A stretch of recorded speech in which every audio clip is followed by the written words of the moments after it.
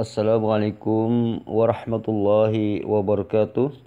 Assalatu wassalamu ala asrafil anbiya wal mursalin Sayyidina Muhammadin wa ala alihi wa sahbihi ajma'in. Allahumma salli ala Sayyidina Muhammad wa ala ali Sayyidina Muhammad. Rabbi israh li sadri wa yassir li amri wahlul 'uqdatam min lisani yafqahu qawli, amma ba'du. Para ikhwan fillah yang saya hormati, pada kesempatan kali ini saya akan sesuai dengan janji saya pada episode-episode sebelumnya atau pada konten-konten video-video sebelumnya, saya mengatakan akan memberikan kelanjutan atau memberikan informasi kepada Anda, mengingatkan kembali tentang sejarah pemeliharaan kemurnian Al-Qur'an gitu. Maka kesempatan kali ini saya akan menginformasikan kepada Anda atau mengingatkan kembali kepada Anda. Nah, bagi Anda yang sudah tahu, maka saya mengingatkan kembali tentang sejarah pemeliharaan kemurnian Al-Qur'an. Dan bagi Anda yang belum tahu, memang benar-benar belum tahu, misalkan di sini ada non muslim dan seterusnya yang sengaja mendengarkan tentang dan menonton konten ini, maka saya akan menginformasikan kepada Anda yang belum tahu tentang bagaimana sejarah pemeliharaan kemurnian Al-Qur'an gitu. Nah, ini penting ya kita ketahui bersama. Makanya ini jangan ditonton setengah-setengah dan seterusnya, biar biar kita itu paham betul apa yang saya sampaikan gitu. Nah, di sini saya bukan berarti saya itu lebih tahu daripada Anda, tidak. Saya cuma mengingatkan kembali kepada Anda yang memang sudah tahu gitu. Dan bagi yang belum tahu, ini mudah-mudahan ini menjadi informasi bagi Anda sekalian gitu loh. Nah, untuk mempersingkat waktu, maka saya langsung aja ya, tutup poin aja ya. Begini, sejarah pemeliharaan kemurnian Al-Qur'an ini saya beri beri tema atau judul seperti ini ya, karena saya akan menceritakan bagaimana tentang pemeliharaan kemurnian Al-Qur'an gitu. Nah, yang pertama kali yang saya katakan adalah satu, pemeliharaan Al-Qur'an di masa Rasulullah Muhammad SAW. Bagaimana cara memelihara Al-Qur'an, kemurnian Al-Qur'an di zaman Rasulullah. Nah, ini yang pertama yang akan saya jelaskan. Nah, begini. Pada permulaan Islam, bangsa Arab ini adalah satu bangsa yang buta huruf gitu. Artinya bangsa Arab ini tidak dapat membaca dan menulis gitu. Nah, pada permulaan ini makanya disebut pada saat itu, sebelum Islam itu disebut zaman jahiliyah gitu. Nah, itu di antaranya ada permulaan Islam. Bangsa Arab ini memang benar satu bangsa yang memang buta huruf gitu. Orang pada saat itu hanya mengandalkan hafalan-hafalan di dalam misalkan mengeluarkan syair-syair sebelum Islam itu ya, dia itu sampai ada beberapa menghafal syair dan seterusnya gitu. Itu kebiasaan atau budaya Arab pada saat itu gitu. Bahkan jika orang itu misalkan gini, budaya pada saat itu ya, misalkan orang itu berdasarkan menghafal syair, dia itu mengetahui syair cuman berdasarkan membaca dan menulis, maka pada saat itu dianggap dianggap orang yang kurang cerdas gitu loh. Kalau orang itu cuman mengandalkan penulisan gitu dan membaca gitu. Tetapi bagi orang yang menghafal beberapa syair, maka orang itu dianggap mempunyai kecerdasan yang luar biasa gitu. Karena dia itu menghafal gitu. Nah, itu budaya Arab pada masa itu gitu loh. Nah, maka amat sedikit. Nah, ini sebenarnya sedikit sekali di antara mereka yang pandai menulis dan membaca. Jadi di kalangan Arab itu pada saat itu sedikit sekali yang orang itu bisa membaca dan menulis, itu sangat sedikit, minim sekali gitu loh. Nah, seperti itu. Mereka artinya mereka di zaman awal-awal Islam, orang-orang Arab ini budayanya itu memang belum mengenal apa itu kertas gitu. Enggak mengenal kertas. sebagai kertas yang dikenal sekarang, tidak mengenal kertas yang seperti yang sekarang ini, tidak. Nah, perkataan al-waraq atau daun gitu loh. Al-waraq gitu loh, misalkan ada tulisan al-waraq gitu loh, atau daun yang lazim pula dipakai dengan arti kertas di masa itu. Hanyalah dipakai pada daun kayu saja gitu loh. Nah, kertas-kertas pada zaman itu adalah berupa daun gitu loh. Kemudian daun itu ditulisi itu pada masa itu gitu. Terdiri dari daun-daun atau kulit kayu dan seterusnya gitu. Nah, itu kenapa dalam istilah itu apa ya? Apa bacaan Al-Qur'an misalkan ada dimakan apa, rayap atau kambing. Itu memang apa? Karena tulisannya itu apa kertasnya itu dari daun gitu. Ada yang juga kalau misalkan rayap gitu loh, itu dari kayu, kulit kayu dan apa seterusnya. Itulah metode atau alat-alat untuk menulis pada zaman itu, pada awal-awal Islam gitu. Awal Islam, sebelum Islam datang, sejak sebelum Islam datang ya seperti itu kebiasaan orang-orang Arab gitu pada zaman itu gitu. Dan kemudian ini pengenalan budaya dulu ya, biar Anda paham tentang sejarah pemeliharaan kemurnian Al-Quran gitu ya. Ini diawali dari bagaimana keadaan sih apa budaya mereka pada saat itu kan begitu. Juga di situ misalkan gini, ketika ada kalimat kertas misalkan di dalam Al-Quran atau di dalam hadis gitu, misalkan gitu ya.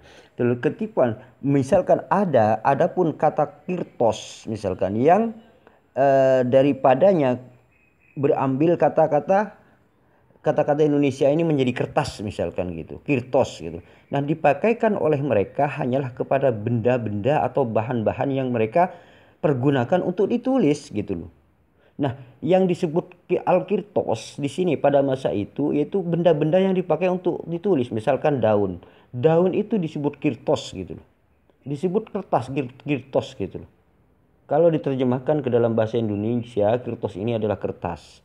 Tetapi intinya pada awal-awal dulu di zaman sebelum Rasulullah atau di masa Rasulullah Shallallahu Alaihi Wasallam awal-awal Islam itu yang disebut dengan kirtos ini ya seperti itu alat-alat yang digunakan oleh orang-orang pada masa itu seperti misalkan gini ya kulit binatang itu disebut dengan al-kirtos gitu terus batu yang tipis dan licin misalkan kemudian ditulis terus pelepah korma tulang binatang dan lain-lain sebagainya itu disebut dengan al-kirtos gitu loh pada masa Nabi Muhammad Shallallahu Alaihi Wasallam gitu loh atau sebelum Nabi Muhammad Shallallahu Alaihi Wasallam gitu seperti itu karena itu merupakan budaya Arab orang di zaman itu ketika orang menulis pada daun itu disebut al-kirtos itu ambil kertas gitu lah seperti itulah karena apa ya budaya pada saat itu memang seperti itu gitu loh.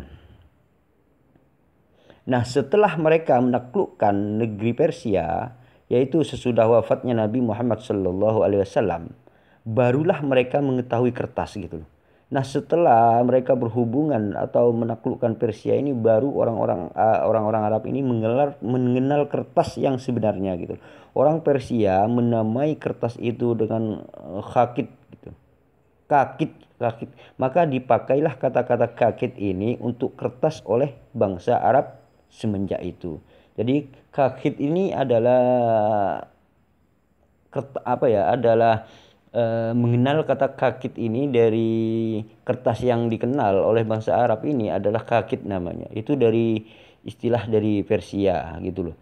Nah, kemudian adapun sebelum masa Nabi Muhammad SAW ataupun di masa Nabi, kata-kata al-kakit itu tidak ada gitu loh dalam pemakaian bahasa Arab tidak ada. Tidak ada. Maupun di dalam hadis-hadis Nabi. Kemudian kata-kata al-kirtos itu pun dipakai pula oleh bangsa Arab kepada apa yang dinamakan kakit dalam bahasa Persia itu. Nah, kalimat kertas ini juga digunakan untuk kertas itu sendiri gitu. Makanya al-kirtos kemudian diterjemahkan dengan kertas gitu loh. Seperti itu. Digunakan untuk kakit tadi. Kertas yang sebenarnya itu kan khakit menurut bangsa Persia. Nah, itu orang Arab kemudian memakai kertas ini juga kepada khakit tersebut gitu loh. Inilah penggunaan kalimatnya seperti itu. Ini saya tuliskan tidak langsung pada pemeliharaannya ya. Biar Anda tahu dulu bagaimana keadaan atau kondisi pada saat Al-Quran itu diturunkan gitu loh. Inilah maksud saya menerangkan hal-hal seperti ini gitu loh. Adapun seperti tadi ya, kitab atau buku tentang apapun, seperti ingat, perlu diingat ya, kitab atau buku tentang apapun juga belum ada pada mereka. Jadi mereka itu tidak mengenal istilah kitab, buku dan seterusnya, belum mengenal. Kata-kata kitab atau buku tentang apapun itu belum dikenal gitu loh. Di masa itu hanya apa ya? Hanyalah berarti sepotong kulit, batu atau tulang dan sebagainya yang telah bertulis gitu loh. Atau berarti surat dan seperti kata itu. Sebenarnya pada saat zaman Nabi atau kitab atau buku itu belum dikenal gitu. Belum ada pada mereka gitu. Jadi dia itu cuman yang disebut kitab misalkan, itu dia itu hanya sepotong kulit atau batu atau tulang yang tertulis atau apa ya, sepotong kulit yang ditulis, terus kemudian batu yang tertulis atau tulang dan sebagainya yang bertulis. Budayanya seperti itu gitu. Yang disebut dengan kitab gitu. Seperti di dalam ayat apa ya? Ayat 28, ayat yang ke-28 dari surat An-Naml itu kan dikatakan idhab bi kitabi hadza fa'alqih ilaihim gitu. Dalam surat An-Naml ayat yang ke-28 itu di Allah berfirman begini. Adhab bi kitabi hadza fa'alqih ilaihim. Pergilah dengan surat saya ini, maka jatuhkanlah dia kepada mereka. Nah, begitu juga kutub gitu. Atau kutub ini bisa diarti jamaknya itu kitab. Jamak kitab itu kutub namanya. Yang dikirim oleh Nabi kepada raja-raja di masanya untuk menyeru mereka kepada Islam gitu. Nah, ketika Nabi misalkan menulis surat kepada seorang raja-raja, misalkan menulis sebuah surat, Nabi itu mengirim surat kepada raja-raja melalui utusan Nabi yang dipercaya oleh Nabi, kemudian diutus kepada raja-raja itu menulis itu seperti itu gitu, menuliskan itu seperti itu gitu. Nah, Nabi Muhammad ini mempunyai apa ya, beberapa sekretaris sebenarnya gitu untuk melakukan hal itu gitu. Nah, di sini karena mereka belum mengenal kitab atau buku sebagai yang dikenal sekarang ini, sebab itu di waktu Al-Quranul Karim dibukukan di masa Khalifah Utsman bin Affan, itu sebagai akan diterangkan nanti, mereka tidak tahu ya dengan apa Al-Quran yang telah dibukukan itu akan dinamai bermacam-macam pendapat sahabat tentang nama yang harus diberikan. Akhirnya mereka sepakat menamai dengan Al-Mushaf gitu loh. Artinya kenapa penyusunan pertama ini kan belum ada buku-buku yang disusun seperti yang kita lihat sekarang ini, belum ada pada masa itu gitu loh. Mereka ketika melihat mendengar misalkan kitab apa segala macam, yang mereka ketahui itu adalah sebagian kulit binatang ditulis, itu yang disebut kitab pada masa itu gitu loh. Tulang-tulang ditulis, tidak ada penyusunan seperti sekarang yang kita lihat ini gitu loh. Nah, seperti itulah maksudnya yang saya ceritakan ini gitu loh. Maka akhirnya kemudian yang disebut dengan setelah pada masa itu, seperti pada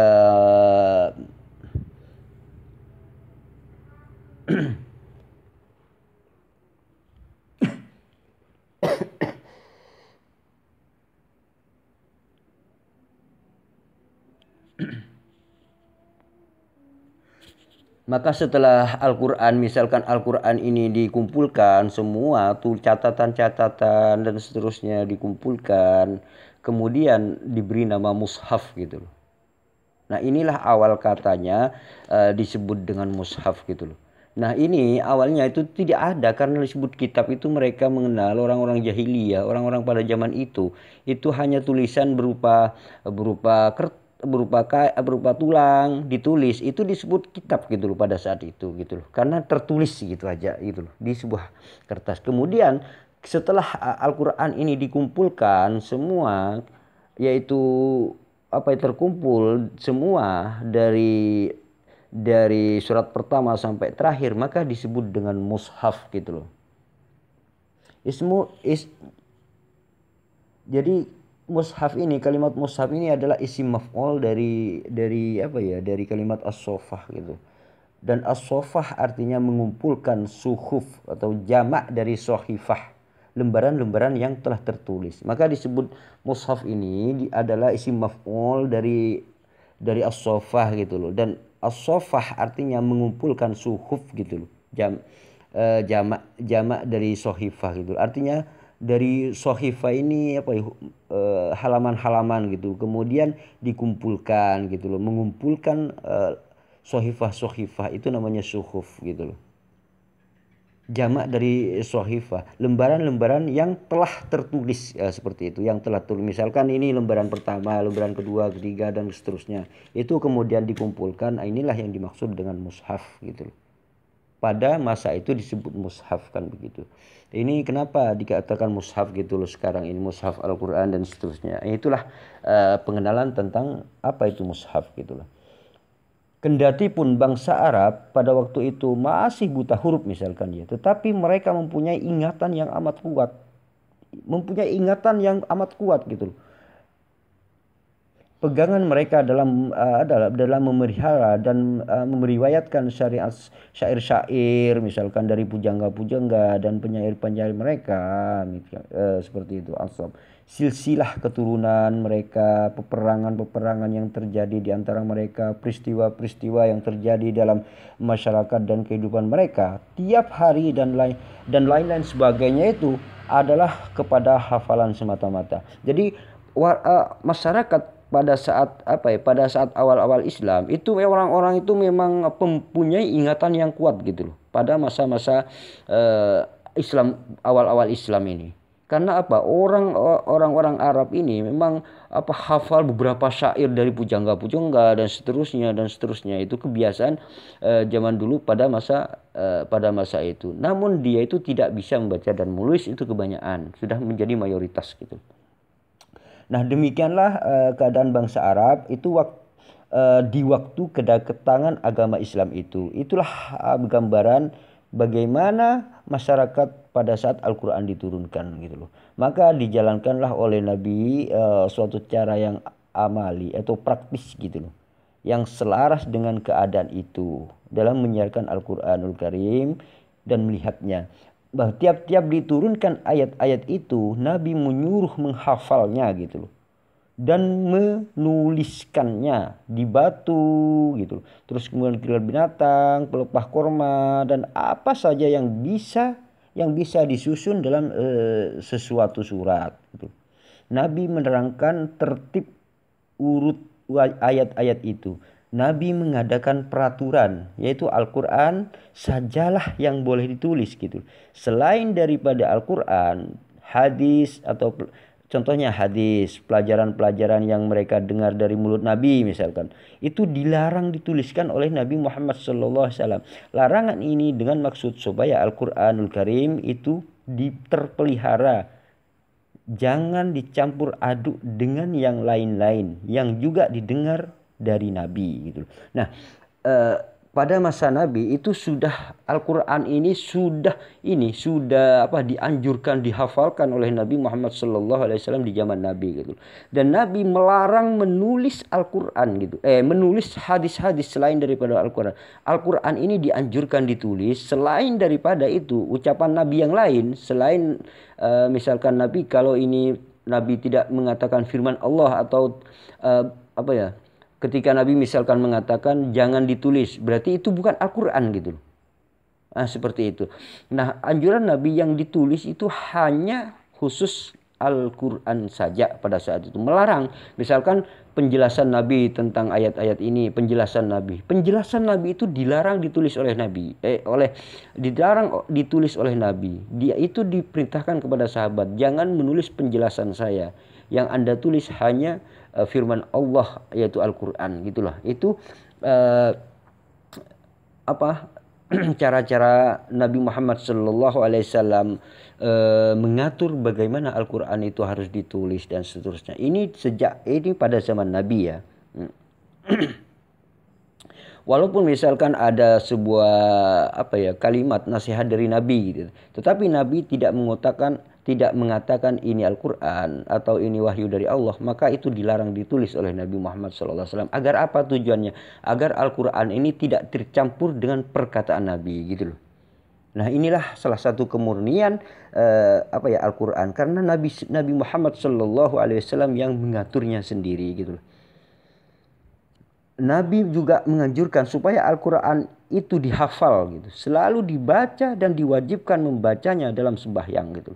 Dan Nabi Muhammad SAW selain daripada orang itu menghafal, maka Nabi mewajibkan pada saat itu agar supaya Al-Quran ini dibaca ketika saat sholat gitu. Ketika saat sholat. Ini anjuran dari Nabi. Dengan jalan demikian banyaklah orang yang hafal Al-Quran. Surat yang satu macam dilihat oleh ribuan manusia gitu. Dihafal oleh ribuan manusia gitu. Dan banyak yang hafal seluruh Al-Quran. Dalam pada itu tidak ada satu ayat pun yang tak dituliskan gitu. Jadi tidak satu ayat pun yang tidak ditulis pada saat itu, karena khusus untuk menulis Al-Quran saja gitu. Pada saat zaman Nabi. Nah, kepandaian menulis dan membaca itu amat dihargai dan digembirakan oleh Nabi gitu. Jadi orang-orang yang bisa menulis itu dan menghafal Al-Quran itu memang sejak zaman Nabi itu adalah merupakan kebanggaan tersendiri gitu. Sampai-sampai beliau berkata, Nabi Muhammad SAW akan berkata seperti ini. Di akhirat nanti tinta ulama-ulama itu akan ditimbang dengan darah syuhada, orang-orang yang mati syahid. Artinya begini, orang yang penulis Al-Quran ini itu akan ditimbang dengan para kaum syuhada. Artinya ketika kita menuliskan Al-Quran itu dan kemudian Al-Quran itu dipelajari oleh orang lain, nah itu sama aja dengan timbangannya dengan para syuhada gitu loh. Nah, misalkan contohnya gini, pada peperangan Badar, orang-orang musyrikin yang ditawan oleh Nabi yang tidak mampu menebus dirinya dengan semacam uang misalkan gitu. Gak mampu menebus misalkan dengan uang gitu. Tetapi pandai menulis misalkan. Menulis pandai, membaca pandai, masing-masingnya diharuskan mengajar 10 orang muslim menulis dan membaca sebagai ganti tebusan. Nah, misalkan di perang Badar pada saat itu. Perang Badar itu kan saat Nabi Muhammad SAW ini tawanan-tawanan ini langsung diangkat menjadi guru bagi tawanan-tawanan ini yang bisa menulis itu diangkat menjadi guru gitu oleh Nabi. Kenapa? Mereka itu diperlakukan sebagai guru untuk mengajarkan 10 orang hingga dia itu bisa membaca dan menulis sebagai tebusan ini. Kalau sudah 10 orang itu diajarkan oleh para tawanan ini, maka tawanan ini dibebaskan oleh Nabi Muhammad SAW gitu. Begitu bijaksananya Nabi Muhammad SAW. Seorang tawanan langsung dijadikan seorang guru. Kemudian setelah dia itu mampu mengajarkan 10 orang, maka dia itu langsung dibebaskan oleh Nabi Muhammad SAW. Itulah salah satu cara Nabi Muhammad agar supaya orang-orang Arab itu bisa membaca dan menulis gitu, seperti itu.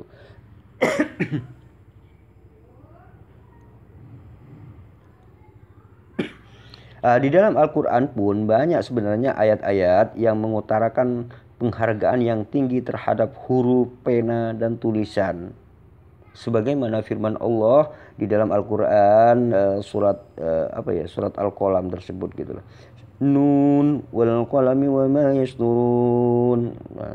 Nun demi pena dan apa yang mereka tuliskan. Nah, di sini itu berarti di sini itu merupakan mengutarakan atau penghargaan yang tinggi terhadap huruf atau pena tersebut gitu loh. Artinya di sini bagi orang yang memahami tentang menulis dan juga tentang tulisan dan seterusnya, ini mendapat penghargaan dari surat di dalam Al-Qur'an itu sendiri gitu loh. Dan kemudian Iqra wa rabbukal akram alladzi 'allama bil qalam 'allamal insani ma lam ya'lam, seperti yang tertulis di dalam surat Al-Alaq, surat Al-Alaq gitu. Surat Al-Alaq ayat 3, 4, 5 gitu. 3 surat Al-Alaq, iya 3, 4 dan 5 gitu. Nah, di sini bacalah, dan Tuhanmu amat mulia yang telah mengajarkan dengan pena. Dia telah mengajarkan kepada manusia apa yang tidak diketahuinya. Nah, seperti itulah. Jadi karena itu bertambahlah keinginan untuk belajar menulis dan membaca, dan bertambahlah banyak mereka yang pandai menulis dan membaca pada saat itu. Karena tawanan itu dianjurkan ketika menjadi tawanan Nabi Muhammad. Orang itu menjadi tawanan Nabi Muhammad, tawanan perang Muhammad. Maka tawanan ini tidak dipenjarakan seperti yang kebanyakan orang-orang non muslim lihat gitu, tidak. Tawanan ini disuruh mengajari orang-orang masyarakat yang pada saat itu Islam gitu. Karena masyarakat pada saat itu mayoritas itu adalah tidak bisa membaca menulis. Jika ada tawanan yang bisa membaca atau menulis, maka Nabi Muhammad sebagai tebusannya itu adalah mengajarkan kepada 10 orang membaca dan menulis. Itulah kebijaksanaan Nabi gitu. Dan sehingga Sehingga dakwah Nabi Muhammad SAW menjadi sukses gitu. Sehingga Arab, Mekah dan Madinah ini menjadi muslim 100% karena berkat akhlak beliau yang sangat mulia tersebut gitu. Dan banyaklah kemudian orang ini menuliskan ayat-ayat yang telah diturunkan Nabi gitu loh. Nabi sendiri mempunyai beberapa orang penulis yang bertugas menuliskan Al-Qur'an untuk beliau gitu. Sedangkan Nabi Muhammad SAW itu memang mempunyai sekretaris khusus untuk menulis Al-Qur'an gitu loh. Tetapi Nabi juga menyuruh tawanan-tawanan ini agar supaya mengajarkan orang-orang agar bisa orang itu menulis dan membaca gitu loh. Itulah yang didakwahkan oleh Nabi Muhammad SAW pada awal-awal Islam. Nah, penulis-penulis beliau yang terkenal ialah seperti Ali bin Abi Thalib. Ini adalah juru tulis Nabi Muhammad, atau ini adalah sekretaris Nabi Muhammad untuk menuliskan Al-Qur'an. Juga Utsman bin Affan, juga Ubay bin Ka'ab, Zaid bin Sabit dan Muawiyah. Inilah para sekretaris Nabi yang sangat terkenal. Sebenarnya banyak ya, cuman ini orang-orang inilah yang terkenal di antara para penulis Al-Qur'an yang ditunjuk oleh Nabi. Jadi 4 orang ini salah satunya adalah Ali bin Abi Thalib. Terus kemudian Utsman bin Affan. Terus kemudian Ubay bin Ka'ab, Zaid bin Sabit dan Muawiyah. Inilah orang yang sangat terkenal sebagai sekretaris Nabi, yang sangat masyhur, yang sangat artinya dia itu selalu menuliskan apa yang Nabi perintahkan gitu loh. Jadi orang-orang inilah yang menuliskan. Yang paling masyhur dulu ya, bukan berarti hanya 4 ini yang menulis, semuanya itu banyak sekali sebenarnya. Cuman yang paling masyhur di antara orang-orang yang ahli menulis ini adalah orang ini, yaitu Ali bin Abi Thalib, Utsman bin Affan, Ubay bin Ka'ab, Zaid bin Sabit. Sehingga kalau istilah sekarang ada Mushaf Utsmaniyah, itu memang sekretaris Nabi gitu loh, sejak awal gitu loh, yang menuliskan Al-Qur'an gitu loh. Jadi Al-Qur'an yang disebut Mushaf Umaniyah, disebut Mushaf Utsmaniyah sekarang ini, di dalam ada istilah Mushaf Utsmaniyah, itu memang yang mengumpulkan, itu memang sekretaris Nabi yang memang menuliskan Al-Qur'an yang diperintah oleh Nabi Muhammad SAW gitu loh. Sehingga ada Mushaf Utsmaniyah sekarang ini gitu loh. Nanti saya akan jelaskan bagaimana proses terjadinya Mushaf Utsmaniyah ini gitu. Nah, ini tadi berbicara tentang sekretaris Nabi lah. Dengan demikian terdapatlah di masa Nabi itu 3 unsur yang tolong menolong. Terdapatlah di masa Nabi itu 3 unsur yang tolong menolong atau memelihara Al-Qur'an yang telah diturunkan itu. Jadi ada 3 unsur dalam pemeliharaan Al-Quran itu pada saat itu. Kan sudah ada sekretarisnya, yang paling masyhur seperti Ali bin Abi Thalib dan seterusnya ya, seperti yang saya sebutkan tadi. Nah 3 hal ini adalah apa? Pertama itu ya unsur yang ada apa ya? Ada 3 unsur gitu loh di dalam Al-Quran itu. Bagaimana caranya memurnikan atau memurnikan atau pemeliharaan Al-Quran ini. Unsur pertama adalah hafalan dari mereka yang hafal Al-Quran. Jadi mereka itu menghafal gitu. Al-Quran ini selain ditulis, jadi para penulis Al-Quran ini hafal gitu. Selain ditulis juga dihafal gitu. Selain juru tulis Nabi ini menghafal, dia itu adalah juga selain menulis juga menghafal gitu. Terus kemudian naskah-naskah yang ditulis untuk Nabi gitu loh.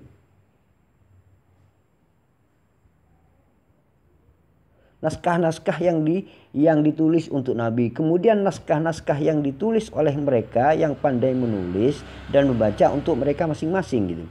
Jadi begini, ada sebuah naskah-naskah, artinya naskah-naskah itu untuk Nabi gitu. Naskah-naskah yang ditulis itu untuk Nabi. Kemudian ada juga naskah-naskah yang ditulis oleh mereka yang kemudian dipindai menulis, yang pandai menulis ini dan membaca untuk mereka masing-masing gitu.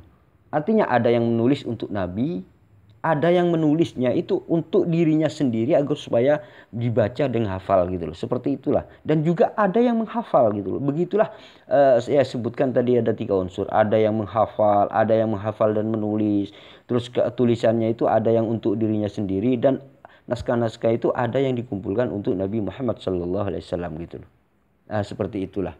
Jadi begitulah cara penulisannya di masa Rasulullah SAW tentang menulis Al-Quran ini. Nah, dalam pada itu Jibril diadakan ulangan atau repetisi sekali setahun. Nah, kepada saat itulah itu ada artinya artinya di waktu ulangan itu Nabi ini disuruh mengulang atau memperdengarkan Al-Quran yang telah diturunkan di tahun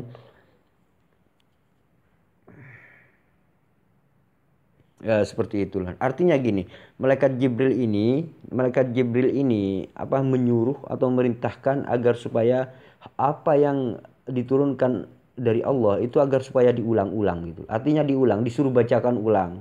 Hafalannya itu disuruh dibaca ulang gitu. Kemudian hal ini dipraktekkan oleh Nabi kepada sekretarisnya, kepada orang-orang yang menghafal Al-Quran. Artinya gini, Nabi ini menyuruh mengulang hafalan gitu.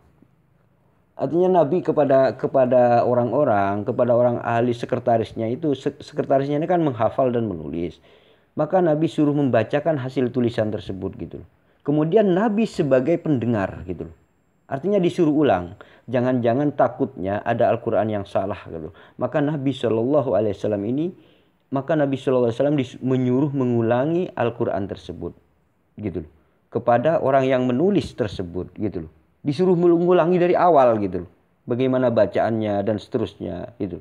Sehingga ketika Nabi mendengar bacaan Al-Quran yang dibacakan oleh sekretaris itu, dan di situ tidak mengandung kesalahan, maka itulah yang dikoreksi. Begitulah cara mengoreksi Nabi Muhammad SAW terhadap sekretarisnya. Disuruh bacakan gitu dari awal gitu. Terus begitulah setiap tahunnya gitu. Seperti itulah gitu loh. Bahkan Nabi sendiri pun itu sering pula mengadakan ulangan tersebut itu terhadap sahabat-sahabatnya gitu. Maka sahabat-sahabat itu disuruh beliau membacakan Al-Quran itu di mukanya misalkan. Artinya gini, sahabat itu ketika misalkan gini, tolong bacakan surat ini, seperti itu. Maka ketika Nabi mendengar tidak ada kesalahan misalkan di situ ya. Tidak ada kesalahan dan seterusnya. Maka itu dibenarkan. Takutnya orang yang hafal, orang yang membaca itu ada yang salah menulis atau salah gitu, maka dikoreksi oleh Nabi SAW, disuruh bacakan apa yang ia tulis dan apa yang ia hafalkan gitu. Nah, begitulah metode bagaimana cara Nabi Muhammad SAW memelihara kemurnian Al-Quran ini gitu loh. Nah, ketika Nabi wafat, Al-Quran itu telah sempurna diturunkan dan telah dihafal oleh ribuan manusia dan telah tertulis semua ayat-ayatnya. Nah, ketika Nabi Muhammad SAW ini wafat, maka Al-Quran ini memang apa ya namanya? Memang sudah tertulis, sudah sempurna gitu loh. Sudah sempurna sudah. Karena Nabi selalu mengoreksi gitu. Selalu mengoreksi siapa yang menulis, siapa sekretarisnya, dan ketika misalkan sahabat Utsman, Khulafaur Rasyidin, pemimpin Sayyidina Utsman ini mengumpulkan Al-Quran. Sayyidina Utsman ini sendiri sebenarnya adalah sekretaris pilihan Nabi gitu loh. Sekretaris pilihan Nabi gitu. Sayyidina Utsman ini menulis dan menghafal dan dia selalu dikoreksi oleh Nabi Muhammad SAW bagaimana tulisannya, bagaimana hafalannya dan seterusnya.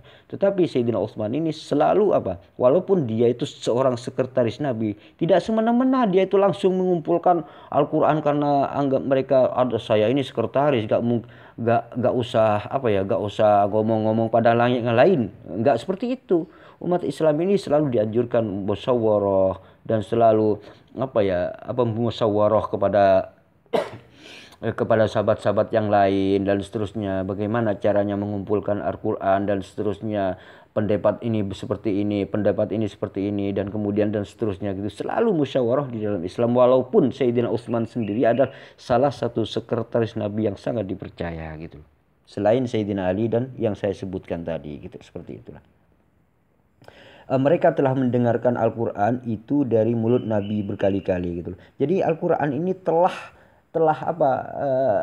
didengar langsung dari Nabi Muhammad SAW berulang-ulang gitu, dan ditulis kemudian dihafalkan dulu. Misalkan dalam sembahyang, dalam pidato-pidato beliau, dalam pelajaran-pelajaran dan lain-lain sebagainya, Nabi sendiri pun telah mendapat pula gitu loh.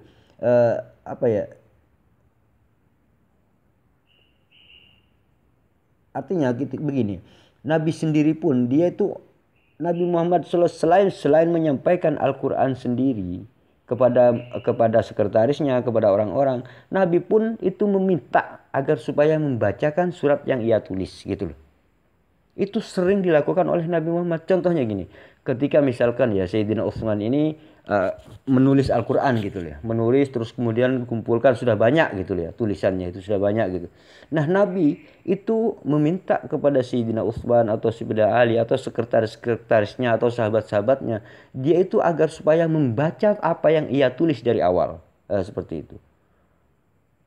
Misalkan tolong bacakan surat ini, seperti itu. Maka sekretarisnya ini membacakan dari awal gitu. Begitulah cara Nabi memelihara Al-Quran agar supaya baik itu tulisan, baik itu hafalannya itu tidak ada kesalahan sama sekali gitu. Itulah yang dilakukan oleh Nabi Muhammad SAW, dan Nabi Muhammad mendengarkan apa yang ia baca gitu, agar supaya Al-Quran ini tidak terdapat kesalahan. Seperti itulah proses pemeliharaan Al-Quran di zaman Nabi. Terus kemudian apa ya?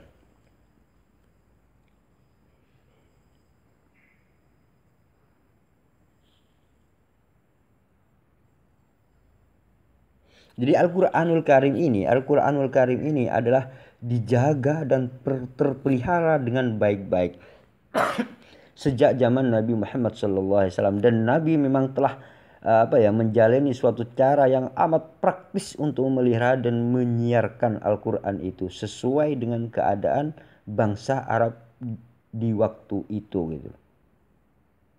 Nah, ini supaya tujuannya adalah apa? Agar Al-Quran ini terpelihara gitu. Nah, inilah cara-cara Nabi Muhammad SAW di masa Nabi Muhammad SAW gitu. Bagaimana Al-Quran itu dikumpulkan seperti itu. Nah, satu hal yang menarik perhatian begini ya. Nabi atau baru wafat, sebagian disebutkan di atas ketika Nabi misalkan wafat ya tadi ya, ialah dikatakan Al-Quran itu tetap cukup. Al-Quran itu telah cukup diturunkan. Artinya Al-Quran ini ketika Nabi wafat itu sempurna gitu, sudah sempurna gitu. Cuman belum dimushafkan atau dibukukan aja gitu. Pada saat Nabi meninggal atau pada saat Nabi wafat ini Al-Quran ini sudah sempurna gitu. Cuman belum dibukukan karena masih terdiri dari seperti yang saya katakan dari awal ya. Dia itu di kulit, di daun dan seterusnya sudah sempurna, dan menyusunnya pun itu Nabi sudah mengajarkan bagaimana cara menyusun Al-Quran gitu loh. Itu sudah tertulis rapi dan sudah sempurna gitu loh. Cuman belum dibukukan gitu loh. Cara-caranya yang disebut dengan tauqifi, penyusunannya itu sudah juga diajarkan oleh Nabi Shallallahu Alaihi Wasallam di zaman Nabi gitu. Jadi para sahabat tidak kebingungan lagi. Cuman di sini ketika pengumpulan mushaf itu cuman kan ini musyawarah lah gitu. Walaupun Sayyidina Utsman ini sebagai orang sekretaris Nabi Muhammad, andalan Nabi Muhammad salah satunya, dia itu tidak semena-mena gitu loh. Dia itu harus bermusyawarah kepada orang-orang yang dianggap hafal. Walaupun dia itu bukan sekretaris Nabi misalkan. Seperti misalkan ada orang dikatakan dia itu menghafal Al-Qur'an, maka dipanggil gitu loh. Agar supaya hati-hati di dalam memushafkan Al-Qur'an ini gitu. Bukan berarti yang Abu Bakar, Umar, Utsman, Ali ini tidak hafal, tidak. Dia itu hafal dan dia itu adalah sekretaris Nabi yang termasyhur, yang populer pada saat itu. Tapi mereka masih memanggil yang lainnya seperti itulah.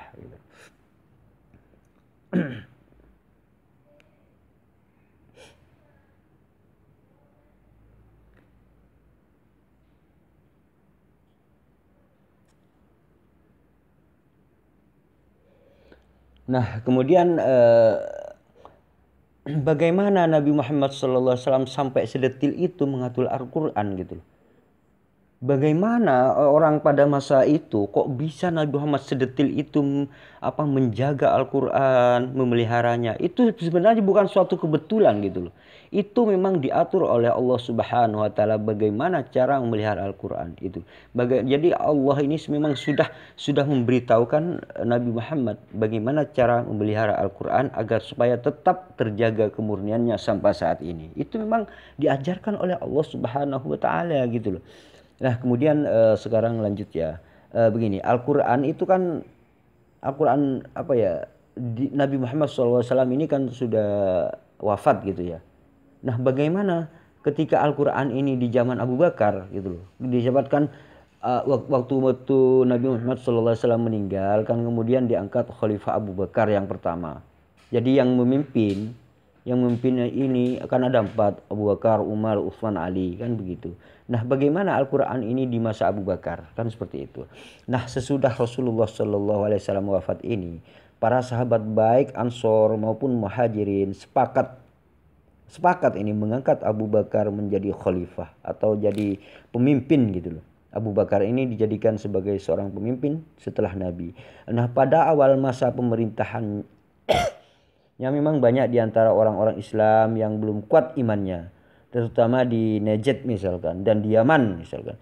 Itu banyak di antara mereka yang menjadi murtad dulu dari agamanya. Nah, orang dari Najd dan Yaman ini banyak yang murtad. Karena apa?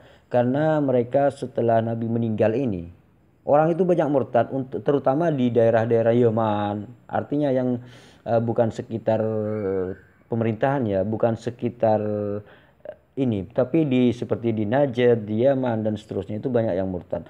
Dan banyak pula yang menolak atau membayar mengikuti peraturan-peraturan pemerintah seperti misalkan enggan membayar biasanya berzakat misal setahun sekali misalkan setahun dari penghasilannya itu berapa, itu setahun sekali itu membayar zakat misalkan. Itu banyak yang menolak gitu loh. Karena apa? Karena memang mereka itu sudah murtad gitu. Nah, di samping itu pula orang-orang yang mengaku dirinya, ada pula yang mengaku dirinya sebagai nabi seperti Musailamatul Kadzdzab dan seterusnya gitu loh. Nah, setelah sepeninggal Nabi ini ada orang yang yang ngaku-ngaku sebagai nabi gitu loh. Setelah Nabi meninggal, ada banyak orang yang mengaku Nabi pada saat itu. Memang seperti itulah kalau utusan itu. Misalkan seperti di zaman Nabi Isa gitu. Seperti di zaman seperti di zaman Nabi Musa gitu. Memang setelah sepeninggal Nabi Musa banyak orang si penyesat itu datang. Seperti di zaman Nabi Isa misalkan. Setelah Nabi Isa ini tiada, maka di situ ada si penyesat yang datang yang menyesatkan gitu. Begitu juga di zaman Nabi Muhammad. Ketika Nabi Muhammad wafat, maka ada banyak si penyesat gitu loh. Yaitu dia itu sampai-sampai dia itu mengaku nabi juga gitu. Hal ini dihadapi oleh Abu Bakar gitu loh. Nah, seperti ini itu di saat pemerintahan Abu Bakar ini memang banyak orang-orang yang seperti itu, sehingga Abu Bakar ini berkata terhadap orang-orang yang menolak atau orang murtad dan seterusnya, orang yang menolak membayar zakat. Zakat itu kan setahun sekali ya, 2,5% gitu loh. Dari hartanya gitu loh, seperti itu. Kalau nggak salah lo ya, maaf kalau salah. Kalau nggak salah 2, berapa ya, lupalah gitu loh. Saya kurang paham tentang ilmu fikih ini ya. Nah di situ akhirnya apa? Orang-orang itu apa ya, banyak yang menolak tentang zakat gitu loh. Maka Abu Bakar, Sayyidina Khalifah Abu Bakar ini berkata, demi Allah, kalau mereka menolak untuk menyerahkan seekor anak kambing sebagai zakat yang pernah mereka serahkan kepada Rasulullah, niscaya aku akan memerangi mereka gitu loh. Kenapa? Karena sudah murtad semua gitu loh. Karena banyak yang sudah murtad gitu loh. Maka apa? Maka terjadilah peperangan yang hebat begitu loh, antara orang murtad ini yang menumpas orang yang mengaku. Pertama, yang murtad ini adalah ada yang mengaku nabi, kemudian banyak yang murtad dan pengikut-pengikutnya seperti di Yaman tadi gitu loh. Jadi yang nabi palsunya ini yang disebut dengan Musailamatul Kadzab ini sudah banyak sekali orang yang dimurtadkan oleh Musailamatul Kadzab tersebut gitu loh. Nah inilah yang yang dimaksud oleh Sayyidina Abu Bakar gitu loh. Maka terjadilah peperangan yang hebat terhadap orang-orang yang murtad tadi dan pengikut orang yang mengaku dirinya nabi itu. Artinya yang mengikuti nabi itu di akhirnya apa? Karena dia itu mengatasnamakan nama nabi, maka kemudian apa? Dan dia itu sudah melanggar perjanjian yang disepakati, maka kemudian apa? Maka Sayyidina Abu Bakar itu dengan tegas menindak mereka, karena mereka sudah memberontak dari kekuasaan yang kekuasaan dianggap sudah memberontak. Selain daripada memberontak, dia itu juga menentang gitu loh. Seperti itulah gitu loh. Karena seperti di Indonesia misalkan gini ya. Ketika misalkan di Indonesia ini ada pemberontak, maka itu harus diluruskan, pertama itu sesuai Pertama itu memang dengan cara-cara yang baik gitu loh. Kemudian dia itu kalau sudah tambah membangkang, maka dia wajib diperangi, kan seperti itulah. Itu kan nanti bicara tentang bicara soal lain lah kalau masalah itu. Kalau cara-cara ini disingkat saja ya di sini. Di antara peperangan itu yang terkenal adalah peperangan Yamamah. Peperangan Yamamah ini antara kaum muslimin dengan orang yang murtad tadi gitu. Nah, tentara Islam yang ikut dalam peperangan ini kebanyakan terdiri dari para sahabat dan para penghafal Al-Qur'an gitu loh. Nah, kemudian di zaman Sayyidina Abu Bakar ini para penghafal Al-Qur'an, para orang-orang penghafal Al-Qur'an ini banyak yang ikut perang tersebut dengan orang-orang yang murtad tadi gitu loh. Nah, dalam peperangan ini telah gugur 70 orang penghafal Al-Qur'an. Jadi waktu perang Yamamah ini berperang dengan orang-orang murtad ini, maka banyak sekali yang gugur. Itu 70 orang. 70 orang penghafal Al-Qur'an ini gugur. Yang gugur ini loh ya. Misalkan gini, ada 400 misalkan, atau 1000 lah, 1000 orang penghafal Al-Qur'an. Ini karena ada perang Yamamah, maka 70 penghafal Al-Qur'an ini gugur gitu seperti. Artinya kan berkurang penghafal Al-Qur'an, dan yang menulis penghafal Al-Qur'an ini sudah mulai berkurang gitu loh. Nah, dari sini bahkan sebelum itu gugur pula hampir sebanyak itu dari penghafal Al-Qur'an di masa Nabi pada suatu pertempuran di Sumur Ma'unah dekat kota Madinah. Sebelumnya itu juga ada penghafal yang gugur, yang syahid di dalam peperangan itu. Sebanyak itu pula gitu loh. Sebanyak itu pula, artinya ketika perang Yamamah itu 70, sebelumnya itu juga ada 70 juga penghafal Al-Qur'an yang gugur seperti itu ya. Nah, kemudian oleh karena itulah Umar bin Khattab khawatir gitu loh. Kan pada saat itu kepemimpinannya dipegang Sayyidina Abu Bakar gitu loh. Tetapi Sayyidina Umar di sini khawatir. Khawatir. Ini khawatir ya, kekhawatiran Sayyidina Umar ini ya. Akan gugurnya para sahabat penghafal Quran yang masih hidup gitu loh. Nah, di sini Sayyidina Umar ini mempunyai gagasan.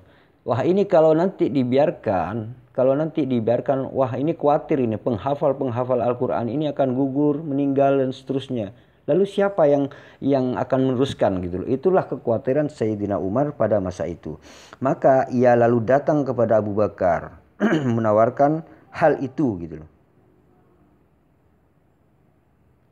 Nah, tentang kekhawatiran itu diajukan kepada Abu Bakar gitu. Kekhawatiran Sayyidina Umar ini kemudian diajukan kepada Abu Bakar. Dalam biasanya ya dalam buku-buku tafsir dan hadis, percakapan yang terjadi antara Sayyidina Abu Bakar dengan Sayyidina Umar, terus kemudian Zaid bin Sabit mengenai pengumpulan Al-Quran, itu memang sebenarnya itu banyak dijelaskan di dalam tafsir-tafsir gitu loh.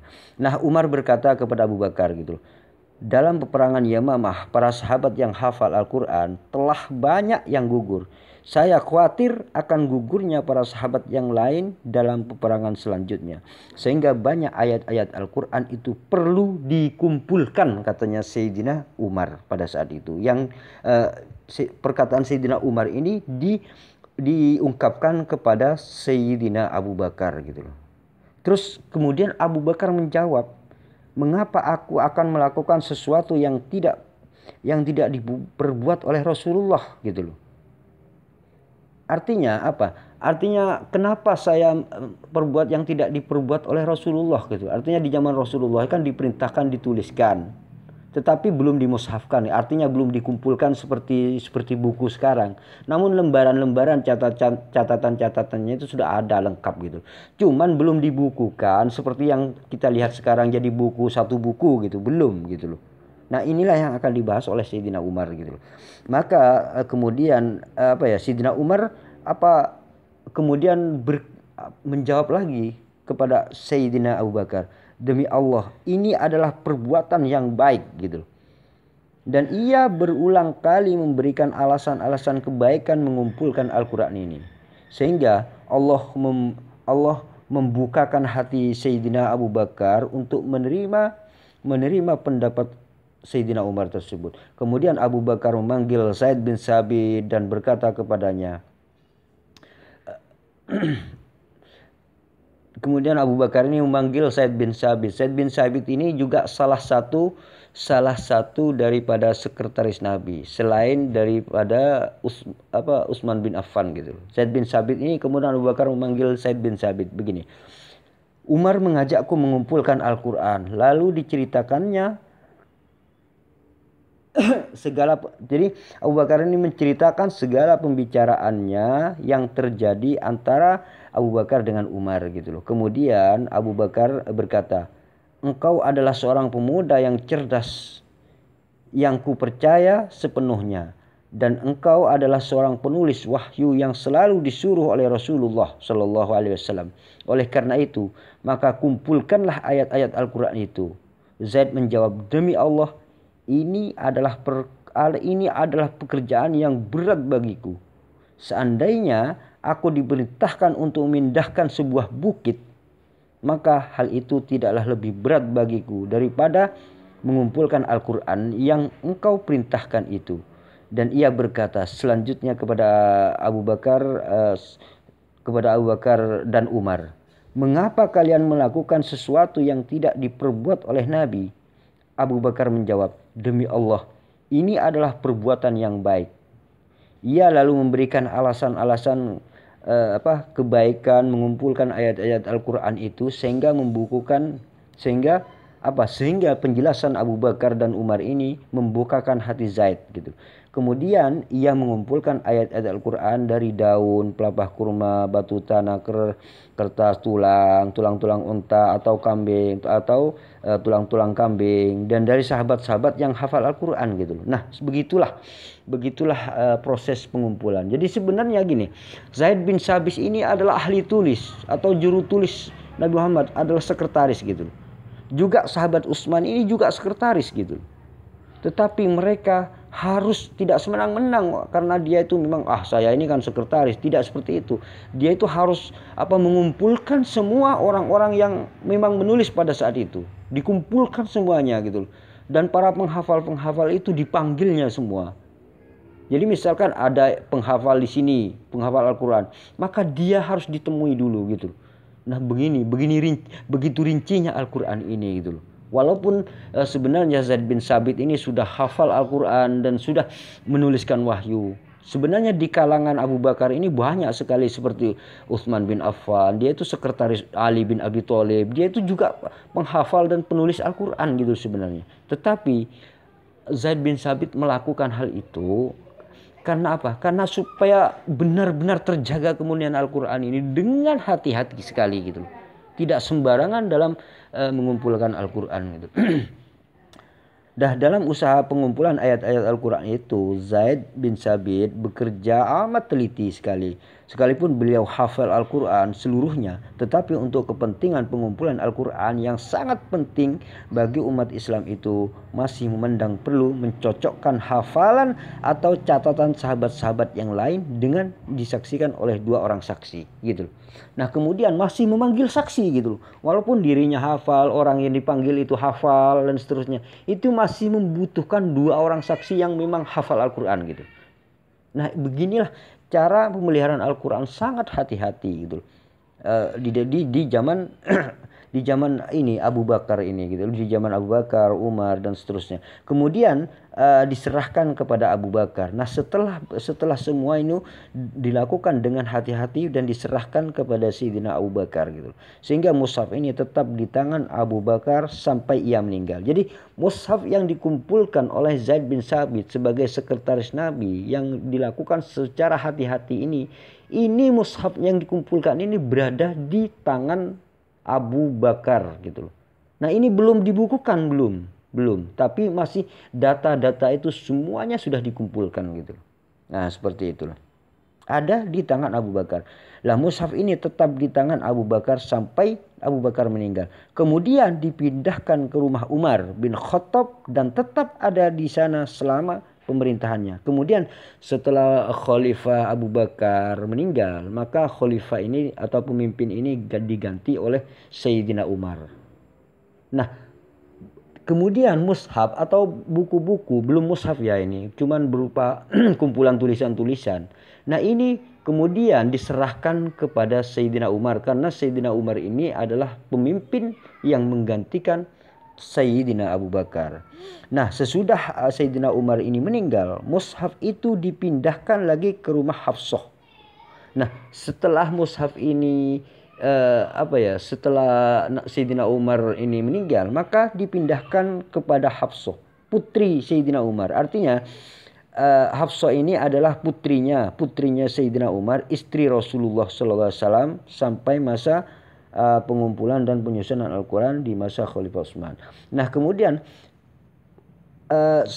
ketika Sayyidina Umar memimpin ini meninggal, maka mushaf yang tadi itu dipegang oleh putrinya Sayyidina Umar gitu. Putri Sayyidina Umar ini adalah istri Nabi Muhammad SAW gitu. Nah, inilah kemudian Hafsah ini adalah istri Nabi yang kemudian memegang mushaf tersebut. Yang dikumpulkan mulai dari Abu Bakar sampai ke Umar, ini kemudian dipegang oleh putrinya Sayyidina Umar, yaitu Hafsah, yang putrinya ini adalah istri Nabi Muhammad SAW sendiri gitu. Kemudian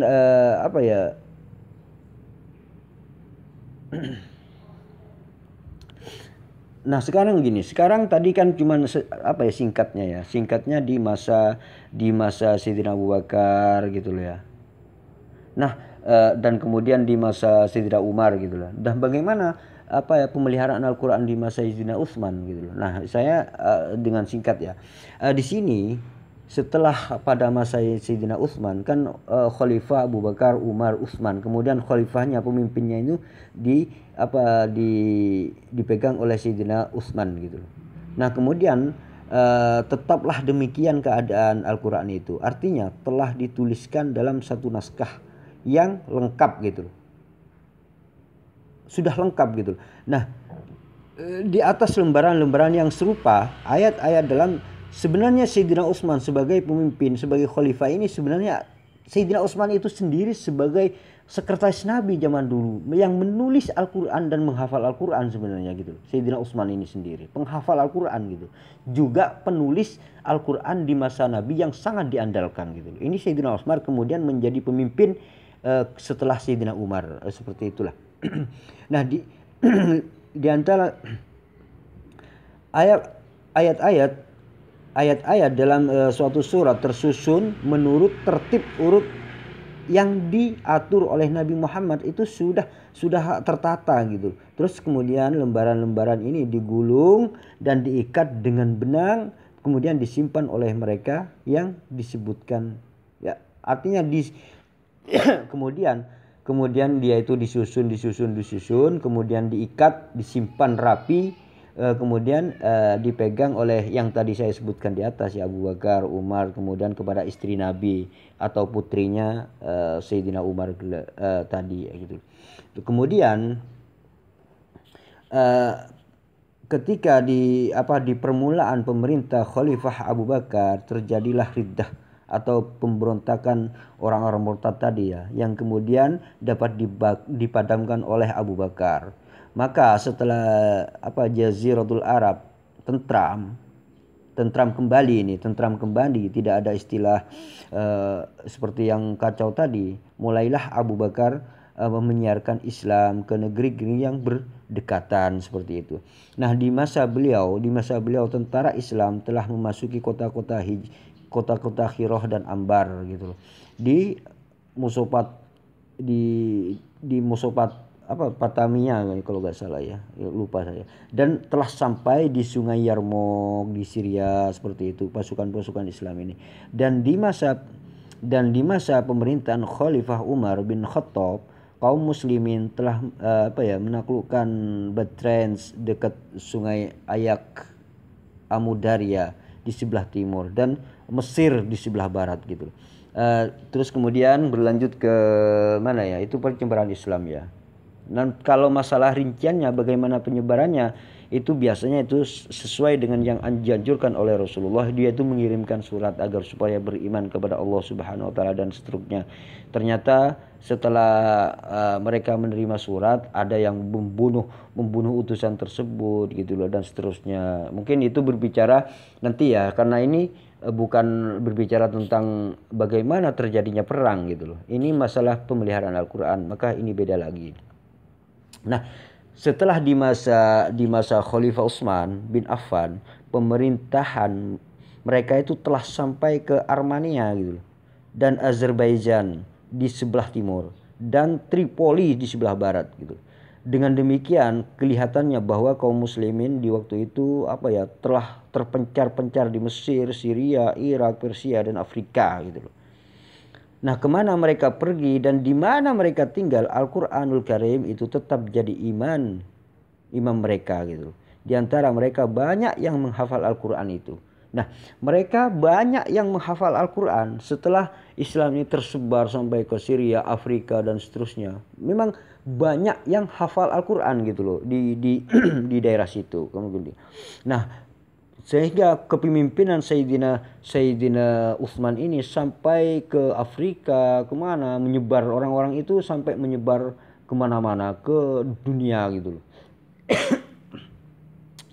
Nah, pada mereka ada naskah-naskah Al-Quran itu, tetapi naskah-naskah yang mereka punya itu tidak sama susunan surat-suratnya. Jadi naskah-naskahnya itu tidak sama, susunannya itu tidak sama. Begitu juga ada didapat di antara mereka perbedaan, misalkan tentang bacaan Al-Quran itu asal mulanya perbedaan bacaan ini ialah karena Rasulullah SAW memberi kelonggaran kepada kabilah-kabilah Arab yang berada di masanya untuk membaca dan melafadzkan Al-Quran itu menurut lahjah dialek mereka masing-masing gitu loh. Karena memang pada saat Rasulullah apa yang memberikan kelonggaran Nabi Rasulullah ketika misalkan ada kabilah datang dari kemudian memeluk Islam dan dari jauh gitu loh. Dan dari jauh mereka tuh Nabi Muhammad SAW melonggarkan Al-Quran ini dibaca menurut dialek mereka masing-masing gitu loh. Ketika ada kabilah datang ke Arab gitu. Jadi ketika ada rombongan datang memeluk Islam dan kemudian belajar Islam sedikit, maka kalau misalkan mereka kesulitan menggunakan bahasa Nabi Muhammad yang disebut bahasa Quraisy, maka Nabi melonggarkan mereka itu dengan bahasanya mereka, dialek mereka sendiri gitu. Itu dilonggarkan pada masa Rasulullah Muhammad SAW gitu. Terus masing kelonggaran ini diberikan oleh Nabi supaya apa? Supaya mudah mereka menghafal Al-Quran ini gitu. Tujuannya itu supaya apa? Mereka mudah gitu loh. Walaupun dialeknya itu berbeda dengan dialek yang dibawakan oleh Rasulullah. Kan dari dulu itu bahasa kan berbeda gitu. Misalkan gini, dialek Jawa seperti itu. Nah, itu dilonggarkan di zaman Rasulullah gitu loh. Nah, tetapi kemudian kelihatan tanda-tanda bahwa perbedaan tentang bacaan Al-Qur'an ini kalau dibiarkan akan mendatangkan perselisihan dan perpecahan yang tidak diinginkan dalam kalangan kaum muslimin. Nah, kemudian ini perbedaan itu semakin meruncing. Perbedaan itu semakin berbeda jauh. Maka orang yang dipercaya atau orang selaku sekretaris Nabi itu kalau berpendapat kalau ini dibiarkan, maka orang itu akan selalu berpecah belah di dalam pemahaman atau di dalam pembacaan atau dialek di dalam Al-Quran, kan begitu.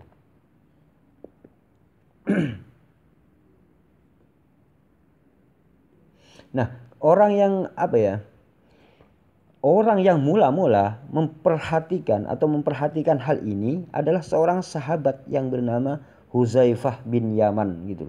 Nah, sahabat inilah yang mula-mula yang sangat memperhatikan tentang perpecahan di antara kaum muslimin, tentang dialek-dialek yang mereka baca, perbedaannya.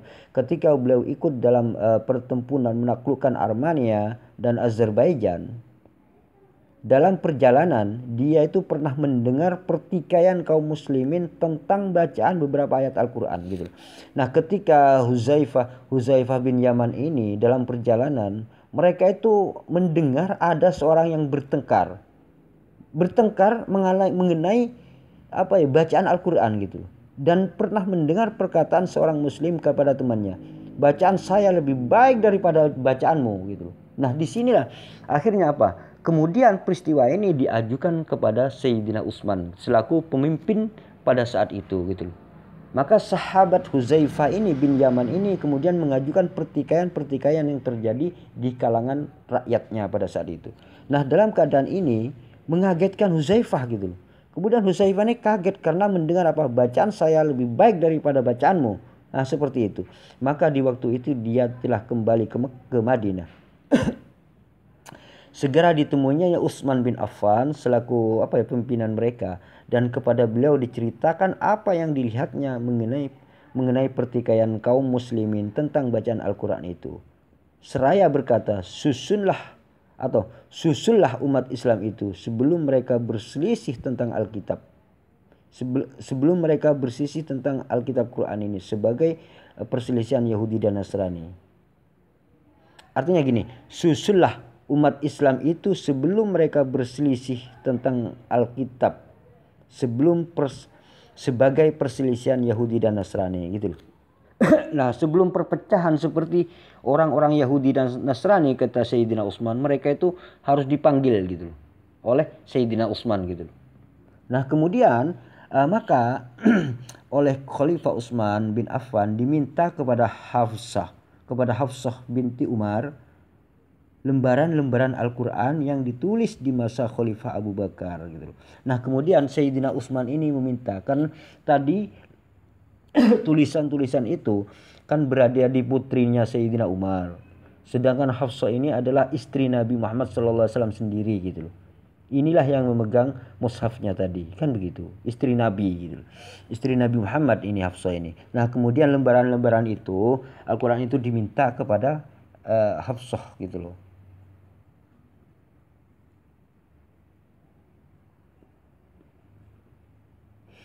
Nah, kemudian maka oleh Khalifah Utsman bin Affan diminta kepada Hafsah binti Umar lembaran-lembaran Al-Quran yang ditulis di masa Khalifah Abu Bakar, Umar gitu loh, yang disimpan oleh Hafsah untuk disalin gitu loh.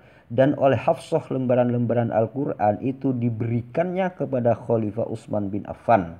Nah kemudian lembaran itu hasil yang dikumpulkan sejak zaman Abu Bakar itu kemudian diberikan kepada Sayyidina Umar gitu. Sayyidina Utsman gitu. Nah oleh Utsman untuk disalin seperti itu. Diberikan kepada Sayyidina Utsman lembaran-lembaran tersebut untuk disalin seperti itu. Nah kemudian oleh Utsman dibentuklah satu panitia terdiri dari Zaid bin Sabit. Zaid bin Sabit ini salah satu temannya Sayyidina Utsman waktu menuliskan Al-Quran gitu. Zaid bin Sabit ini adalah salah satu orang yang yang sekretaris pilihan sebagaimana Sayyidina Utsman gitu. Sayyidina Utsman ini adalah sekretaris Nabi yang menuliskan Al-Quran yang antara yang paling masyhur gitu. Juga Zaid bin Sabit ini juga bagian daripada orang yang paling masyhur tersebut. Maka kemudian dibentuklah panitia terdiri dari Zaid bin Sabit sebagai ketua. Karena dia itu temannya Sayyidina Utsman ketika menulis Al-Quran di zaman Nabi gitu. Maka dia itu dijadikan panitia gitu. Kemudian Abdullah bin Zubair, Sa'id bin As, dan Abdurrahman bin Harith bin Hisham dan seterusnya gitu. Itu semua adalah sekretaris Nabi. Terus kemudian tugas panitia ini ialah membukukan Al-Quran, yakni menyalin dari lembaran-lembaran yang tersebut menjadi buku. Artinya harus dibukukan gitu. Jadi harus disalin. Jadi lembaran-lembaran dari yang di Hafsah tadi harus disalin kembali, itu menjadi sebuah buku. Nah, dalam pelaksanaan tugas ini, Utsman menasihatkan, ada nasihat di sini. Walaupun mereka itu adalah para penghafal Al-Quran, penitia ini adalah penghafal Al-Quran dan juga sebagai sekretaris Nabi, Sayyidina Utsman di sini juga menasihatkan dulu. Yang pertama adalah mengambil pedoman kepada bacaan mereka yang hafal Al-Quran. Nah, dalam ini bacaannya itu harus mengambil pedoman kepada orang yang hafal Al-Quran. Satu. Terus kemudian, kalau ada pertikaian antara mereka tentang bahasa atau bacaan, maka harus ditulislah menurut dialek suku Quraisy. Sebab Al-Quran itu diturunkan menurut dialek mereka atau dialek suku Quraisy. Nah, ada dua catatan oleh Sayyidina Utsman yang diatur di sini. Pertama itu mengambil pedoman kepada bacaan orang yang hafal Al-Quran, nomor satu. Nomor dua, ini harus dikembalikan kepada dialek Quraisy. Yang dimaksud dialek Quraisy ini adalah dialeknya Nabi Muhammad SAW. Karena Nabi Muhammad SAW itu sendiri adalah orang Quraisy, maka harus dikembalikan kepada dialek bagaimana Rasulullah menyampaikan Al-Quran tersebut gitu. Nah seperti itulah. Nah maka dikerjakan oleh panitia sebagai yang ditugaskan kepada mereka gitu. Dan setelah tugas itu selesai, maka lembaran-lembaran Al-Quran yang dipinjam dari Hafsah itu dikembalikan kepadanya. Kemudian lembaran yang dipinjam dari Hafsah itu dikembalikan lagi kepada istrinya Nabi Muhammad SAW, yaitu putrinya Sayyidina Utsman tersebut gitu. Maka Al-Quran yang telah dibukukan itu dinamai dengan Al-Mushaf gitu. Yaitu mushaf ini yang seperti saya sebutkan tadi, yaitu penyusunan atau membukukan gitu. Dan oleh panitia ditulis 5 buah al-mushaf, 4 buah diantaranya dikirim kemudian diantaranya ada mushaf ini kemudian ditulis 4 mushaf di sini ya. 4 mushaf ini ditulis pada saat itu. Kemudian mushaf yang saat pertama ini dikirim ke Mekah, Syria, terus Basrah dan Kufah gitu loh. Agar di tempat-tempat itu disalin pula dari masing-masing mushaf itu, dan 1 buah ditinggalkan di Madinah gitu loh. Jadi 4 mushaf dikirimkan di bawah kekuasaannya seperti ke Mekah dan seterusnya gitu loh. Dan 1 lagi ditinggalkan di Madinah untuk Utsman sendiri. Dan itulah yang dinamai dengan Mushaful Imam gitu. Nah sudah itu Utsman memerintahkan atau mengumpulkan semua lembaran-lembaran yang bertuliskan. Nah setelah proses itu terjadi, Setelah Al-Quran ini dituliskan dengan teliti dan dengan disalin dengan teliti dan dengan hati-hati, setelah kemudian diberikan mushaf itu kepada daerah-daerah, kepada yang disebut penting, titik-titik penting, maka kemudian Sayyidina Utsman ini memerintahkan mengumpulkan semua lembaran yang bertuliskan Al-Quran yang ditulis sebelum itu. Dan kemudian Sayyidina Utsman ini membakarnya gitu loh. Agar apa? Agar tidak terjadi perselisihan. Agar Al-Quran ini kembali kepada dialeknya Nabi Muhammad Sallallahu Alaihi Wasallam gitu loh. Maka dari mushaf yang ditulis di zaman Utsman itulah kaum muslimin di seluruh pelosok menyalin Al-Quran itu. Kemudian dari berkat perjuangan Sayyidina Utsman ini, kemudian seluruh umat muslim itu menyalin dari mushaf Utsmaniyah tersebut, seperti itu. Nah, adapun kelainan bacaan misalkan sampai sekarang masih ada. Karena apa? Bacaan-bacaan yang dirawikan dengan mutawatir dari Nabi terus dipakai oleh kaum muslimin, dan bacaan-bacaan tersebut tidaklah berlawanan dengan apa yang ditulis dalam mushaf-mushaf yang ditulis di masa Utsman, itu tidak berlawanan gitu. Dengan demikian maka pembukaan Al-Quran di masa Utsman itu salah satu faedahnya adalah, saya katakan gini ya, yang terutama ialah begini. Satu, pertama itu menyatukan kaum muslimin pada satu macam mushaf yang seragam ejaan dan tulisannya, menyatukan sesuai dengan bahasa atau sesuai dengan dialek Nabi Muhammad Sallallahu Alaihi Wasallam. Yang pertama. Terus yang kedua, menyatukan bacaan, dan kendati pun masih ada misalkan kelainan bacaan atau berbeda dialek, tetapi bacaan itu tidak berlawanan dengan ejaan mushaf Utsman. Tidak berlawanan. Sedangkan bacaan-bacaan yang tidak sesuai dengan ejaan mushaf Utsmani tidak diperbolehkan lagi. Kan misalkan gini ya. Kan pada waktu Nabi itu orang itu diperbolehkan membaca dengan bacaan sesuai dengan bahasa mereka sendiri gitu. Agar Al-Quran ini dimudahkan gitu. Nah, kemudian Sayyidina Utsman ini berinisiatif agar supaya Al-Quran ini sesuai dengan apa yang Nabi sampaikan. Kalau Nabi itu dari dialek Quraisy, maka harus dikembalikan Al-Quran ini dalam dialek Quraisy tersebut gitu. Itu yang dilakukan Sayyidina Utsman. Nah, kemudian yang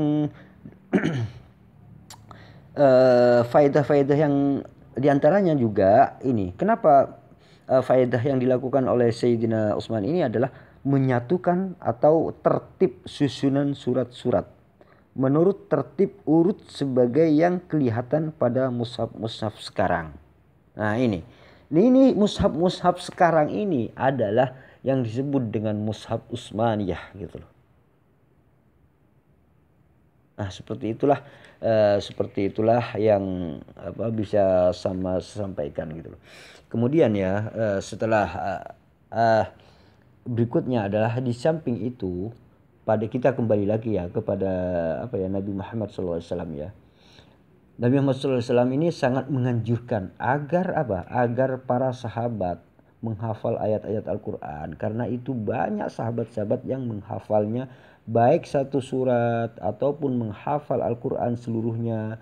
Kemudian di zaman tabi'in dan selanjutnya usaha-usaha menghafal Al-Quran ini dianjurkan dan diberi dorongan oleh para khalifah sendiri gitu. Artinya Al-Quran ini selalu didorong agar supaya ditulis dan dihafal seperti itu. Sampai sekarang pun hingga jutaan umat Islam menghafal Al-Quran gitu. Nah, pada zaman sekarang misalkan di Mesir ya, itu sekolah-sekolah awaliyah itu diwajibkan menghafal Al-Quran gitu. Kalau mereka hendak menamatkan pelajaran di sekolah awaliyah dan hendak meneruskan misalkan pelajaran ke sekolah-sekolah muslim, maka hafalan mereka tentang Al-Quran itu selalu diuji. Sehingga pelajar-pelajar lulusan sekolah muallimin telah hafal Al-Quran seluruhnya dengan baik. Untuk mengambil ijazah sekolah persiapan Darul Ulum misalkan, pelajaran-pelajaran diuji dalam hafalan Al-Quranul Karim.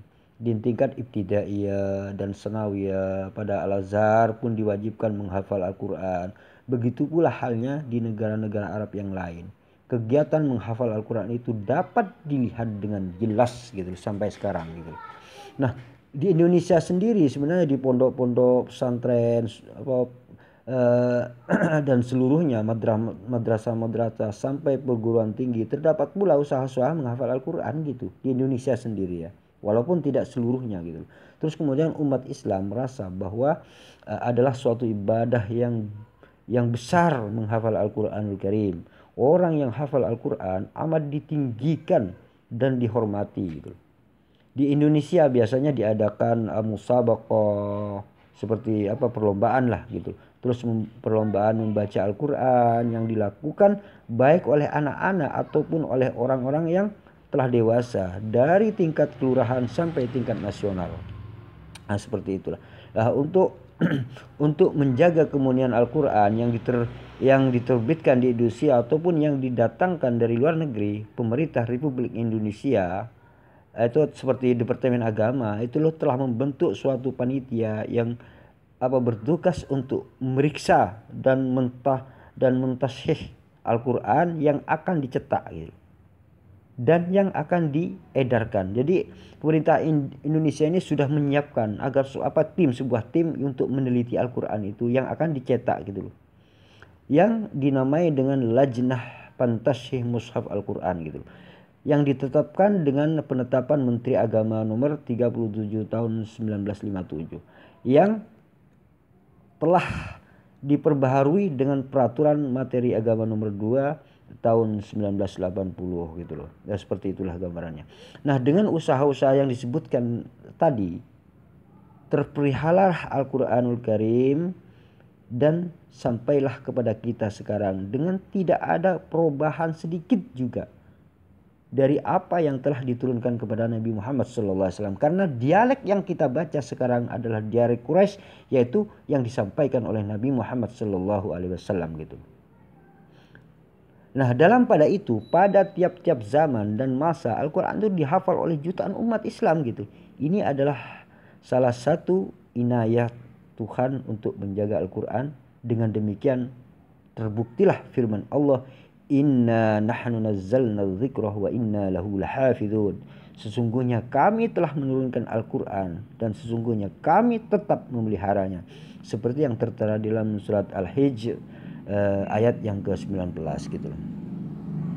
Nah, itulah yang bisa saya sampaikan. Mudah-mudahan ini bermanfaat bagaimana proses pengumpulan Al-Quran mulai sejak zaman Rasulullah, Abu Bakar, Umar sampai Utsman gitu loh.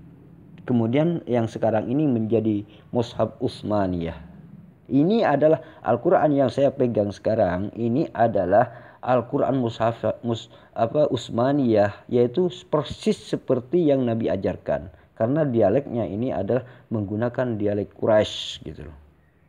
Kalau misalkan ada orang memakai dialek berbeda itu memang dilonggarkan waktu pada saat Nabi, zaman Nabi gitu.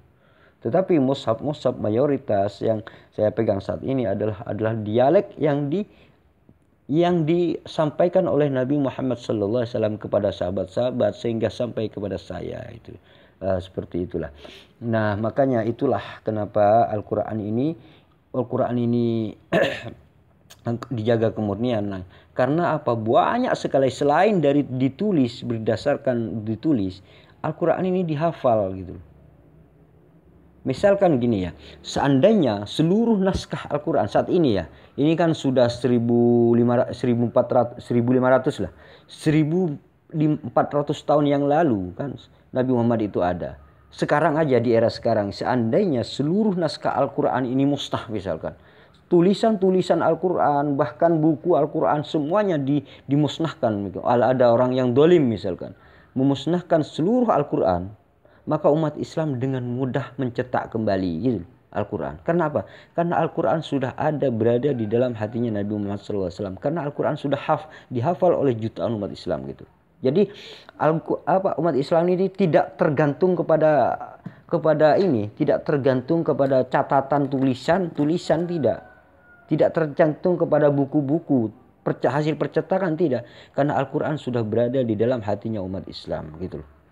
Nah, inilah yang dimaksud Al-Quran ini selalu terjaga kemurniannya sampai hari kiamat gitu. Jadi sampai hari kiamat akan tetap terjaga kemuliaan Al-Quran. Karena Al-Quran memang ada di dalam dada setiap muslim gitu. Bagi orang yang menghafalnya gitu. Itulah dari saya. Jika ada kesalahan kata-kata saya, itu memang datang dari saya, kami mohon maaf gitu loh. Jika kata-kata saya ini adalah benar, itu adalah pemberitahuan dari Allah Subhanahu wa taala, karena kebenaran itu mutlak milik Allah Subhanahu wa taala. Cukup sampai di sini. Terima kasih. Wassalamualaikum warahmatullahi wabarakatuh.